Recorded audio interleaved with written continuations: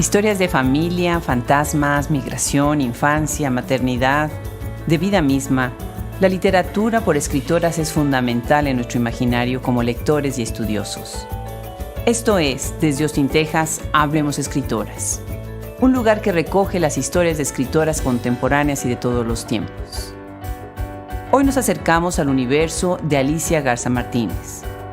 Nacida en la ciudad de Monterrey, escribe su primer libro, Mujeres tan Divinas, Universidad Autónoma de Nuevo León 2021. Yo soy Adriana Pacheco y con todo gusto les doy la bienvenida.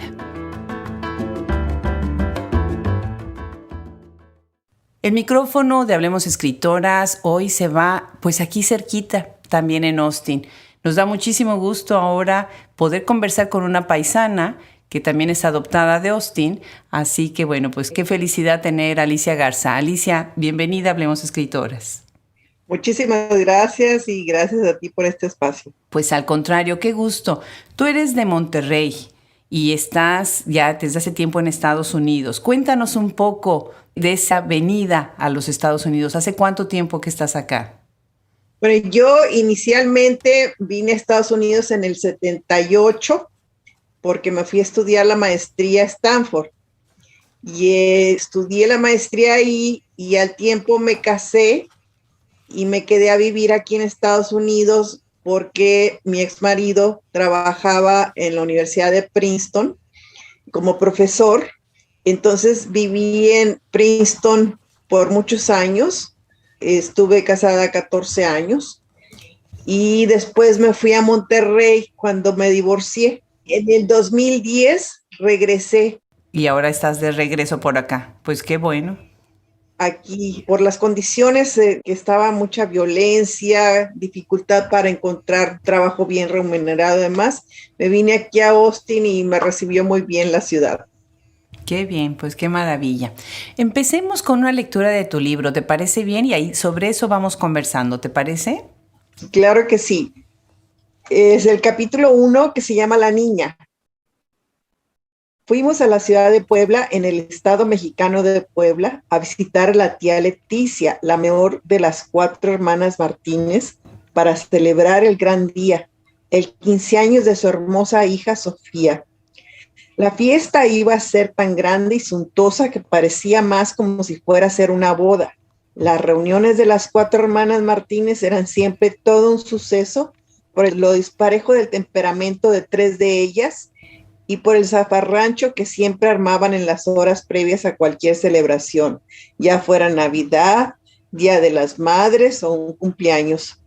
Siempre encontraban la manera y se esforzaban por estropearle la fiesta a cualquier otra persona que estuviera presente durante esas celebraciones.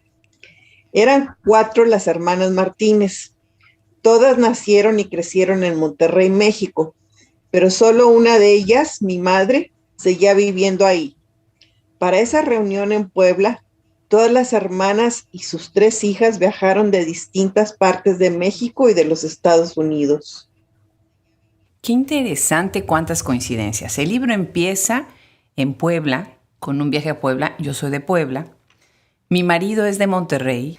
Se apellida Garza y sus primas eran Garza Martínez. Imagínate nada más, Alicia, cuando leí tu libro dije, qué interesante esto. Cuéntanos de este libro, Mujeres tan Divinas, publicado en el 2021 por la Universidad de Nuevo León, que tiene unas publicaciones buenísimas de Autónoma de Nuevo León. Pues el libro no inició como novela, sino que fui yo a Puebla con mi mamá a festejar el 15 años de mi prima. Y en esa reunión, estando ya reunidas, a mi tía se le ocurre que juguemos a la Ouija. Pero ese juego fue mucho más que un juego, porque se presentaron las voces de 3 personas del pasado familiar y bueno, pues hubo mucha confusión y demás, ya no quisieron seguir jugando. Y para mí ese evento fue un parteaguas en mi vida. Entonces, cuando tuve oportunidad, ya que habían pasado unos años, escribí en una clase sobre ese evento, sobre esa reunión. escribí lo que luego fue el capítulo número 1, que lo llamé La Niña. Era un cuento corto y impulsada por una maestra, Rosaura Barahona, lo mandé a un concurso que convocaba el periódico El Norte. Ganó el primer lugar y fue publicado en su totalidad en una sección especial del periódico. ¡Qué maravilla! Era de 6 cuartillas. ¡Wow! Sí, todos los lectores me decían que continuara, querían saber más, que los había dejado bien picados, que seguía, que qué había sucedido con esta, con la otra, demás. Entonces, yo supe que un día iba a escribir la novela, pero no fue sino hasta ya que empezó la pandemia, que escribí yo toda la novela. Qué bien, pues muchas felicidades. Este es un retrato familiar, es un libro pues más de la línea de una autoficción biográfica. Hay muchísimo tu alter ego, los personajes, ¿no? Muy interesante. ¿De dónde viene el título? Bueno, el título se me ocurrió porque para mí, mi mamá, sus hermanas, mis primas, son mujeres ordinariamente extraordinarias.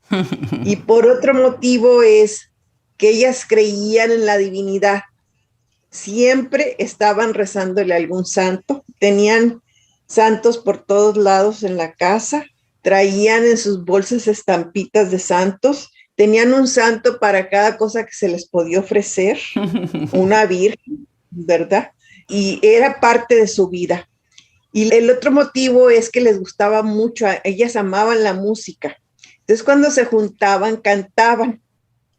Y una de las canciones allá de mucho tiempo atrás que cantaban era la de Mujer, de Agustín Lara, que dice Mujer, Mujer Divina. Uh-huh. Les encantaba esa canción. Y ya después, en los 80s, que salió la canción que cantaba Vicente Fernández de Mujeres Divinas, la cantaban, pero con muchas ganas. Sí, les encantaba. Mujeres tan divinas, dice la canción. Entonces, hay mujeres tan divinas. Entonces, de ahí se me ocurrió el título. Qué maravilla, qué maravilla. Bueno, pues además el libro estuvo editado, estuvo revisado, leído por una escritora a la que queremos mucho, Orfa Alarcón, que es parte de nuestro catálogo de escritoras y estamos encantados de tenerla en este gran universo que tenemos en Hablemos Escritoras. Y ella dice en la contraportada, dice, así Alicia Garza Martínez se dio a la tarea de partir de la historia de su propia familia para dejarla atrás y construir su propia ficción, una en la que la magia sucede. Platícanos de este proceso de edición con Orfa. Bueno, cuando ya me aceptan el libro en la casa editorial universitaria de la Universidad de Nuevo León, el director de la editorial me asigna como editora a Orfa. Y pues yo no la conocía, no había oído hablar de ella, pero me hizo muy buenas observaciones sobre mi libro. Y entonces le pedí yo que me pusiera por escrito las observaciones que me había hecho para publicarlas. Le pedí permiso si las podía publicar en Facebook. Me dijo que sí, las publiqué. Y una amiga de Juárez, Chihuahua, que había conocido a Orfa cuando Orfa fue a dar una conferencia invitada por un amigo de ella, me dijo que Orfa era una escritora muy reconocida en el norte del país, que estaba reconocida entre las mejores escritoras contemporáneas del norte del país. Y como me hizo observaciones, pues no de contenido, sino de puntuación principalmente, ¿sí? Dije, bueno, pues entonces todo lo que me dice sobre el contenido, pues vale mucho. Y ya sabiendo que ella es famosa por sí misma, le pedí que me hiciera la contraportada y aceptó. Qué bien. Pues sí, efectivamente, Orfa es una de las grandes escritoras de la literatura contemporánea y tiene una obra magnífica. Alicia, ¿cuál es tu formación? Bueno, yo estudié comunicación en el TEC de Monterrey y luego hice una maestría en comunicación educativa y luego otra en psicología educativa. Y siempre me he dedicado, ya en mi vida de adulta, me he dedicado a la academia. Qué bien, ¿en dónde das clases? Ahorita, bueno, tengo 5 años de haberme certificado como maestra para niños disléxicos, para personas disléxicas. Sí, y doy tutoreos en sus casas o en sus escuelas, pero de uno a uno, o sea, individual. ¿Pensarías en algún momento escribir un libro para niños disléxicos? Pues me gustaría mucho, fíjate, me gustaría mucho, pues más que escribir un libro para niños disléxicos, escribir sobre mi experiencia enseñando a leer a niños disléxicos. Qué bien, pues sí, sería maravilloso, sería muy, muy bueno. ¿A quiénes lees, Alicia? ¿Quiénes son tus escritores que más te inspiran, a los que siempre regresas? Bueno, uno de ellos es García Márquez, hispano, ¿verdad? Pero Jane Austen es alguien que siempre me ha gustado mucho. Edith Wharton, Dickens. Pero las escritoras que más me influenciaron para mi estilo son 3 mexicanas. Bueno, más bien son 4. Rosario Castellanos con su libro Balún Canán, Elena Poniatowska con su libro Hasta no verte, Jesús mío, Ángeles Mastretta con su libro Arráncame la vida, y Laura Esquivel con su libro Como agua para chocolate. Todas ellas escriben ficción como si fuera real y lo real como si fuera ficción. Y ese fue mi reto, en que no se supiera que era real y que era ficción en mi libro. Mira, de haber sabido que vives en Austin, nosotros trajimos a Laura Esquivel en un evento enorme y preciosísimo que tuvimos. Sí, después tuvimos una cena en donde una de las chefs más importantes de Austin, que tiene el restaurante El Naranjo. La conozco muy bien, Liliana de la Vega. Claro, ella sirvió los platillos de Como agua para chocolate. Entonces iba saliendo el platillo y Laura Esquivel nos iba contando cómo llega ese platillo a su libro. Qué hermoso evento, me hubiera encantado. Sí, la verdad es que fue conmovedor porque vimos gente, yo tengo fotografías por ahí de personas, especialmente un joven que le pidió su autógrafo de rodillas. Y fue muy conmovedor porque pues muchas veces Laura Esquivel significa, para los que han dejado México y ya son varias generaciones acá, es recuperar un poco de esa nostalgia de las tradiciones y de, bueno, pues la comida y demás, ¿no? Muy interesante. Claro. Pues mira, ahora que oigo los nombres que mencionas, pues muchas cosas me hacen sentido de tu libro. Y bueno, vamos a regresar a él. Muy interesante, está dividido en 8 capítulos y va develando poco a poco, bueno, pues esta historia secreta y llena de secretos, ¿no? Y va saliendo pues la personalidad de cada una de ellas. En el primer capítulo, la niña, está después Hortensia, Tencha o Tenchis, Alicia, María Elisa, Leticia, yo tengo una tía que se llama Leticia, interesante, Angélica, Alicia, yo, que eres tú, y Sofía. Sí. Y bueno, lejos de las anécdotas y de la historia de cada una de ellas, que podríamos pasarnos todo un rato hablando sobre ellas, me gustaría hablar de algo más puntual, que son la manera en que recuperas ciertos arquetipos y cómo esos arquetipos se construyen a través de cómo la gente, la sociedad te ve y cómo tú te ves a ti misma o nosotros nos vemos a nosotros mismos a través de esas miradas ajenas, ¿no?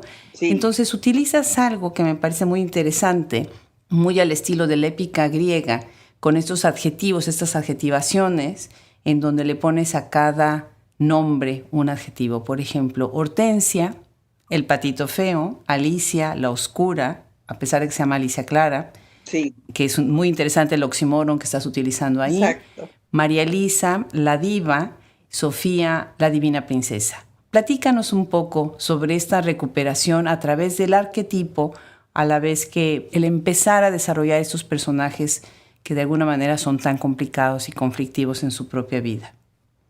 Bueno, en el siglo pasado, la mujer se dedicaba al hogar exclusivamente.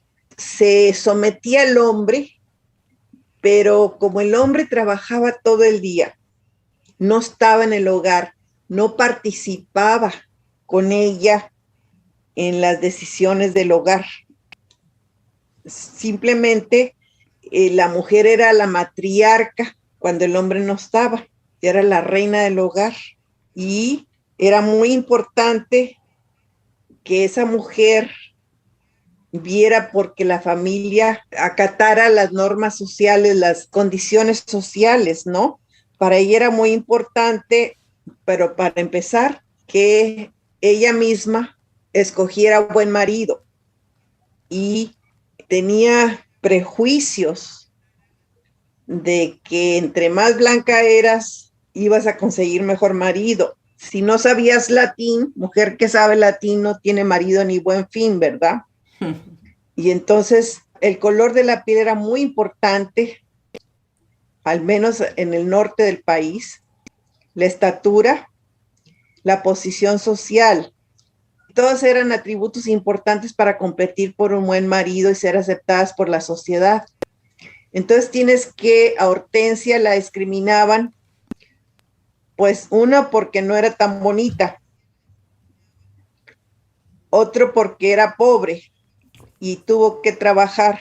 La dejó el marido cuando, bueno, no quiero platicar mucho de eso, pero tiene que migrar a Estados Unidos para hacerse una vida y trabajaba por necesidad. Entonces esa la hacía menos. Como quiera, ella, con respecto a su hija, era muy dominante. Las mujeres de mi historia, mi mamá y sus 3 hermanas, todas eran muy dominantes. Tenían como modelo a María Félix. ¡Ah, qué barbaridad! Que hacía su voluntad y se salía con la suya. Y ellas no eran altaneras, pero veían a las personas que se comportaban así, con altanería, y las admiraban. O sea, eran pues arquetipos y prejuicios. Con una gran carga, por otro lado, ¿no? Porque ellas se convertían en los cancerberos, ¿no? En el guardián de la entrada a las familias, las que tenían que proteger el apellido, con un esquema de valores, como tú bien lo acabas de decir, basado en la clase y la situación, la posición económica. Y bueno, eso mismo habla también de su gran soledad, ¿no? Y de esa soledad que además no pueden reconocer. Entonces me parece muy interesante la aportación que tu libro hace, precisamente por esta introspección que haces, psicológica, social, entre todas ellas y cómo va funcionando. Hay muchas cosas que salen en tu libro, como por ejemplo el traslado de la responsabilidad a los menores, y no vamos a echar a perder a nadie la lectura porque tienen que leer el libro, la infidelidad, el alcoholismo, la cuestión, como tú dices, bien de la ausencia de este padre, que es algo pues que se marca muchísimo. Muy interesante. ¿Cómo fue que recuperas estas historias? ¿Cuáles son tus fuentes? Bueno, la principal, la observación, pero también ellas guardaban los secretos como algo muy preciado, los secretos de la familia. Pero sobre todo, por algún motivo, mi mamá era la que influía más en todas ellas. Y mientras mi mamá vivió, tenían así como una omertà, un voto de silencio, de no revelar nada de la familia, ¿sí? Ya que mi mamá muere, ellas mismas buscaban acercarse a mí y yo, pues claro, encantada, me acerqué a ellas y estaban deseosas de contarme las historias. Qué increíble. Las fui escribiendo yo. Tenía diarios donde escribía las conversaciones lo más cerca a la realidad como me las habían contado. Pues qué valioso, ¿verdad? Que fuiste atesorando todo esto. Y ahorita pensando precisamente en estos libros familiares que también podrían ser como fundacionales de ese núcleo familiar, pienso en otras escritoras que tenemos en el proyecto, como Gabriela Couturier, Norma Blanco y María de Lourdes Victoria, ellas 3 contando sobre la región de Veracruz. Y después tenemos a Fabiola Picasso, que ya está contando desde Oaxaca.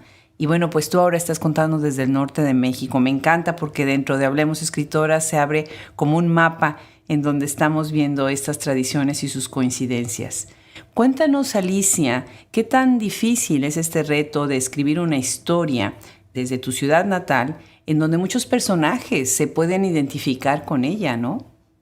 Bueno, pues siempre he creído que es muy importante literaturizar Monterrey y sobre todo que se escuche la voz de la mujer de Monterrey, que hable como yo hice sobre la mujer, que le dé voz a las mujeres. Si te fijas en mi novela, las mujeres tienen voz, cada una se convierte en narradora de sus propias historias. Así es. Y la importancia de estas mujeres, sus historias se entrelazan con la historia de Monterrey, lo que vivieron en cuanto a política y a relaciones sociales. Entonces, bueno, las historias ellas me las contaban tal cual las escribía yo, pero entonces en el proceso de escritura consulté con una editora de textos que es también historiadora y ella me ayudó a precisar fechas, porque ellas, bueno, pues me decían, no, pues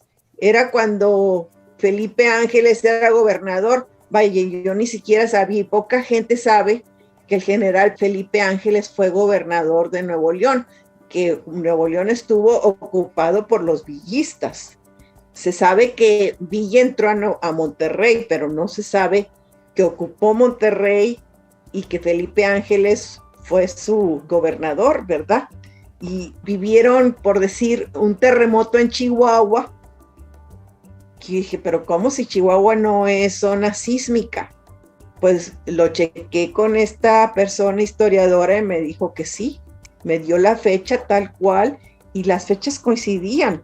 Y bueno, me dio recomendaciones, por ejemplo, pues fue un reto porque a mí, como me contó mi tía Tenchis la historia de que el que amenazó de muerte a mi abuelo fue Aarón Sáenz, que fue un gobernador después fue gobernador de Nuevo León, pues me recomendó que como no lo podía probar, mejor no pusiera eso, porque la familia sigue siendo muy poderosa, ¿no? Y también pocas personas saben que el hijo de Calles fue gobernador, y ellas vivieron todas esas cuestiones políticas históricas y sus vidas están entrelazadas, ocurrieron durante esas épocas, ¿verdad?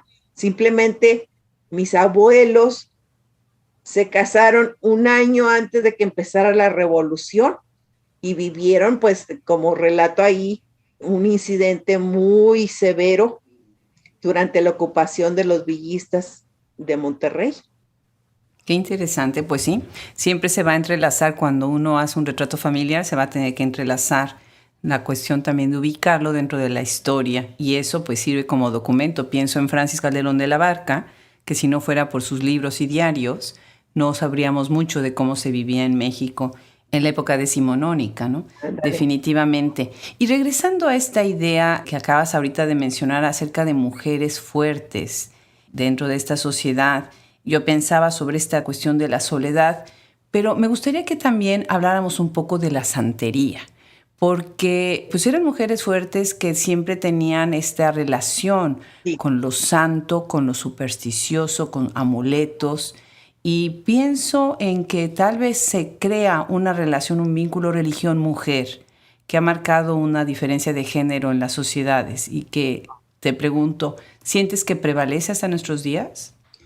Sí, no en la dimensión y la magnitud de antes, porque estas son mujeres que cuando se casaron no existían los anticonceptivos, por ejemplo, ¿no? Bueno, estaban bajo el mandato de tener todos los hijos que Dios le diera. Entonces, pues yo creo que recurrían a la santería porque tenían muy poco control de su vida. Entonces, a la superstición. Y claro, en mi familia, mi papá no era supersticioso, pero sabía que mi mamá lo era, pero se hacía de la vista gorda y como que para él la superstición era de gentes ignorantes, pero estaba bien que mi madre fuera ignorante y que fuera supersticiosa. Y la religión también, o sea, aunque mi papá pues no era muy religioso, pero tampoco, digamos, era ateo, pero mi mamá era la encargada de toda la cuestión religiosa en la familia. Se le dejaba esa tarea a la mujer de antes. Claro, muy interesante. Y de esto está ligado también esta idea de la belleza, ¿no? Porque también se hacían cosas para estar más bonitas, para atraer a los hombres. Bueno, había toda una serie de conjuros que no eran conjuros, pero eran pues los amuletos, ¿no? Sí, eran conjuros de También amuletos. eran conjuros. Ah, mira. ¿Cómo no? Y hablas de Sofía. Sofía es la niña, y lo Sí, cual es muy interesante porque el sustantivo mismo infantiliza a la mujer, ¿no? La llama sí, niña, entonces puede ser adulta y sin embargo sigue siendo niña por un lado. exacto. Por otro lado, se le pone en un escalafón social como un objeto precioso, la niña que hay que cuidar, ¿no? Sí, Hay un dicho en México para quienes nos están escuchando ahorita, ¿no? Que es la niña de mis ojos, la niña de tus ojos, que es algo que pues se cuida mucho y es muy preciado. Y pienso ahorita un poquito en teoría y en crítica, pienso en lo que Gael Rubin ha dicho sobre la mujer como moneda de cambio, en donde las mujeres tienen precisamente que pues tener esta formación para convertirse en lo que tú has mencionado, en la esposa ideal, poderla casar bien, ¿no? Pero por otro lado, te pregunto, hay una relación muy interesante ahí con la dependencia y con la repetición de ciertos modelos. Tu libro, en ese momento en el que lo estás escribiendo, estás recuperando la historia, pero en algún momento tienes conciencia de esta repetición de modelos que se da, que peligrosamente se puede dar. pues sí, como no, sobre todo si la idea era que la mujer no se educara y no se preparara para hacerle frente a la vida de manera independiente. En mi familia y en las familias de esa época era muy importante que la mujer tuviera una educación, pero de un tipo que le llamaban que fuera un estuche de monerías. O sea, la mujer estudiaba corte y confección, estudiaba costura. Vaya, en el colegio de monjas donde yo estaba, nos daban clases hasta de etiqueta social, cómo comportarnos socialmente, imagínate. Y era muy importante que lo estudiaras mientras te casabas, formación familiar, si es que estudiabas algo. Entonces te llenaban de atributos, pero no para que te hicieras frente a la vida, o sea, no te enseñaban costura para que luego fueras costurera si te faltaba un hombre y no tuvieras dinero. Te lo enseñaban para que llenaras ese estuche de monerías. Sí.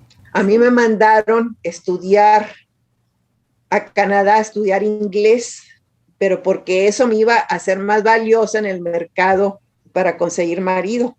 Sí, o sea, socialmente, las niñas bien las mandaban a colegios de internas en Estados Unidos, en Canadá, en Inglaterra o en Suiza, según el dinero que tuviera la familia, ¿verdad? Y entonces eso las ayudaba a conseguir marido porque era muy bien visto por los hombres, pero no para que fueran menos ignorantes. Claro, claro. Alicia, cuéntanos de la depresión postparto, que es muy interesante que lo abordas en tu libro. Sí, pues mira, la depresión en general no se reconocía en las mujeres mismas no reconocían, no se podían permitir sentirse deprimidas porque pues estaban teniendo un hijo tras otro. Y la depresión de posparto ni siquiera se mencionaba, no existía. Mi madre tuvo 6 hijos en 6 años y medio. ¿A qué horas iba a tener tiempo de deprimirse si tenía que atender criaturitas todo el tiempo, ¿no? Y las enfermedades emocionales y psicológicas en general, si ahorita son tabú, en ese entonces mucho más. Consultar a un psicólogo era pues nomás las personas que están locas y a las locas que las encierren, y nadie quiere que los encierren, ¿verdad? Claro. Ir al psicólogo era algo que no, ni los hijos, nadie, o sea, se guardaba como secreto si algún miembro de la familia tenía problemas emocionales o psicológicos.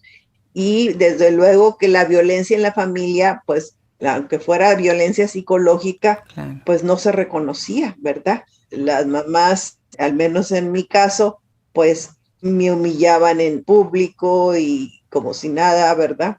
Sí, Era algo y eran cadenas que se repetían, ¿verdad? claro. Creo yo que yo pude romper varias cadenas, como lo cuento ahí en mi libro.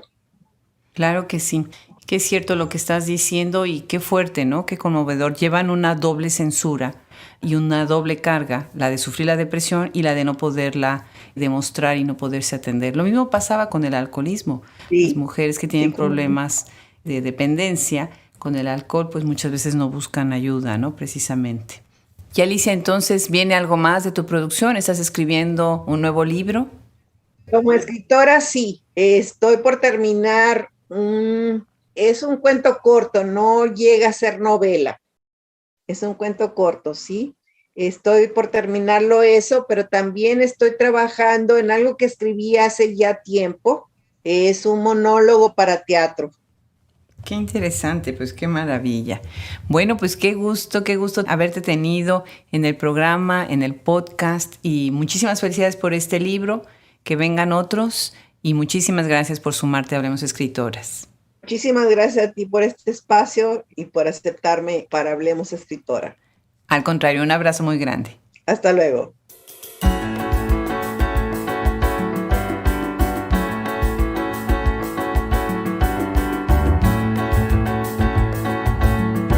Pues esto ha sido la conversación con Alicia Garza.